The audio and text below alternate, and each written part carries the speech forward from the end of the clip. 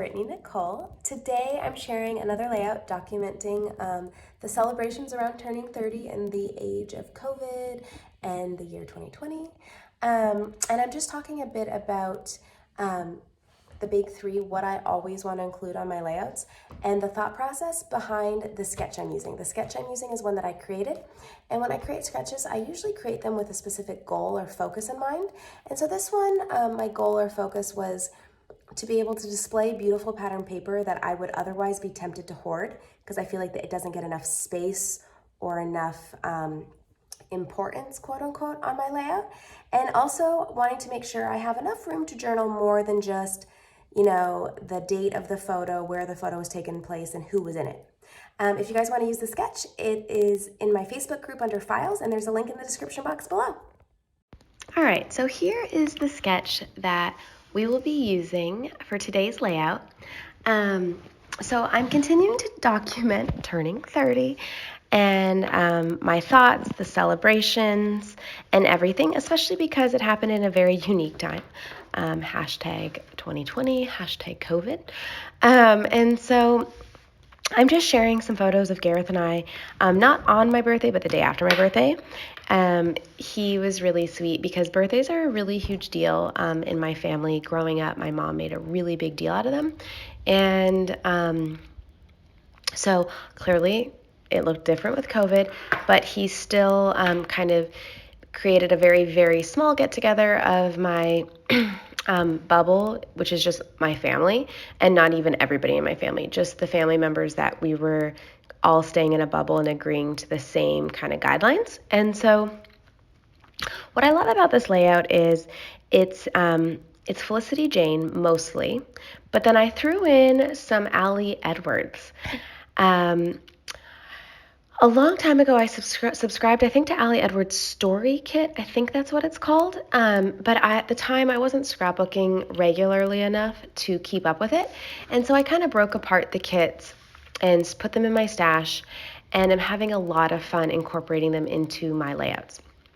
So this is a sketch that I created, and I created this sketch in mind with the idea that I really want to be able to showcase pretty pattern papers that I really love, the kind of papers that I'm tempted to kind of hoard and not use because I want to save them for that perfect layout where you really get to appreciate them.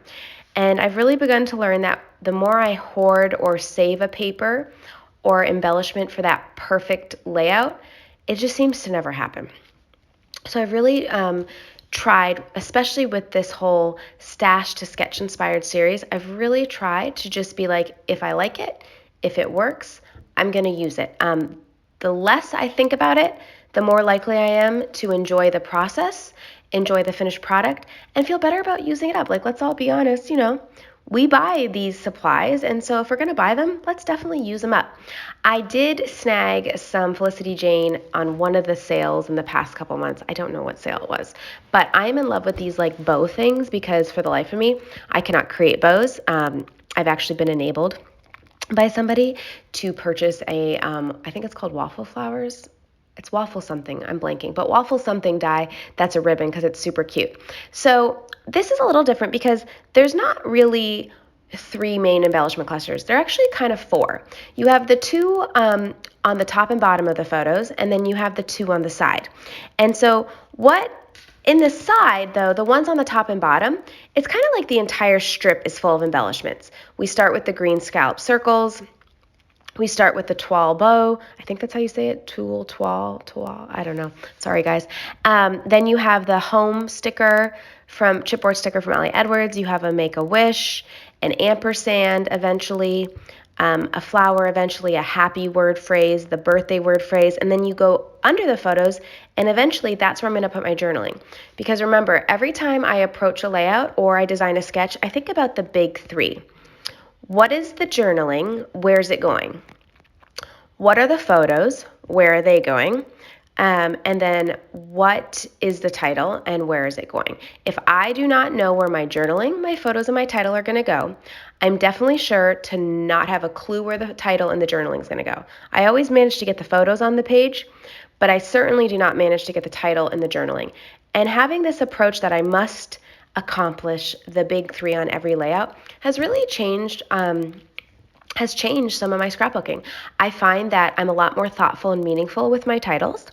I find that I tend to have the right amount of space for what I want to document. Often if I don't have a dedicated space for journaling, I tend that I just end up making enough room to say who's in the photo, what the date is, and maybe the location. But I really want to tell some of the stories. And so some stories are longer and some are shorter. And I also know that in documenting my birthday, I have a lot of photos that eventually I want to share. So I know I'm going to be able to document more. But that's one of the reasons why I really love this particular sketch. It allows me to enjoy pattern paper that I would be tempted to hoard. So particularly the pattern paper panels on the left and right hand sides of the layout. And then there's a fair amount of journaling. I can make it more space or less space depending on how much journaling I want to include. And so I finish off the layout adding some enamel dots. I'm a huge fan of these enamel dots from Felicity Jane. The colors work beautifully. And what I did in each cluster is the top cluster above the photos has the title, so there's words there. Then the cluster to the side of the photo on the right has the phrase "feel like's home" with a birthday cake, because home really is who you're doing life with, in my opinion, not your house. Then at the bottom it says type, your type and my type. We are definitely very, very different people, but somehow we end up working out to be each other's type. And then the left-hand cluster to the side of the photo says, without change, there would be no butterflies. And, Gareth and I's story is kind of unique. We haven't fully shared the whole story. And there's definitely change that happened in our lives, but it also brought some pretty wonderful butterflies. Thank you guys so, so much for watching. If you want to use this sketch yourself, just click the link in the description box below to go to my Facebook group and then click files and you will have it to use, and I'd love to see what you create with it. Thank you. Bye.